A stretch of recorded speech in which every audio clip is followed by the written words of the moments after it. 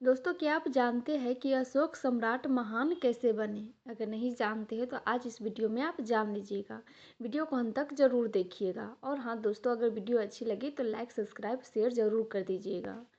दोस्तों, भारत के इतिहास में ऐसे कई शासक हुए जिन्होंने भारतीय उपमहाद्वीप पर शासन किया। ब्रिटिश काल से पहले भारत में राजवंशीय शासकों ने विभिन्न क्षेत्रों पर शासन किया, अक्सर पीढ़ियों से चली आ रही परंपराओं को कायम रखा।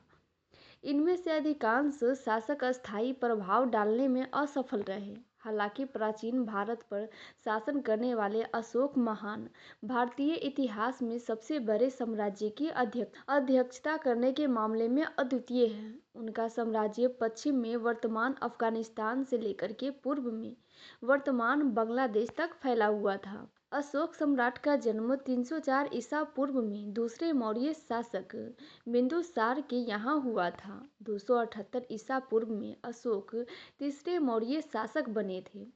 अशोक एक अजेय शासक थे जिनकी जीत का रथ रोकने वाला कोई नहीं था। हालांकि कलिंग युद्ध जिसे उन्होंने जीता, उनके जीवन और समकालीन भारत की दिशा बदलने में अहम भूमिका निभाने वाला था। यह युद्ध अशोक के नेतृत्व में मौर्य साम्राज्य और आधुनिक भारत के पूर्वी भाग स्थित कलिंग के स्वतंत्र राज्य के बीच लड़ा गया था।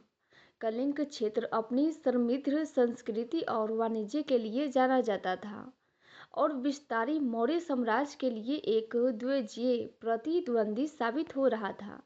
परिणाम स्वरूप मौर्य साम्राज्य और कलिंग साम्राज्य के बीच युद्ध हुआ। युद्ध में अशोक की अजेय सेना ने कलिंगा की सेना को बुरी तरह से हरा दिया, किंतु कलिंग युद्ध अत्यंत क्रूर था और इनमें दोनों पक्षों की भारी जान माल की क्षति हुई थी। अशोक अत्यधिक पीड़ा, मानव जीवन की हानि और संघर्ष के कारण हुई तबाही से बहुत द्रवित हुई। उन्हें लगा कि उसने जो जीता हासिल की है वह निरर्थक और निराशाजनक है।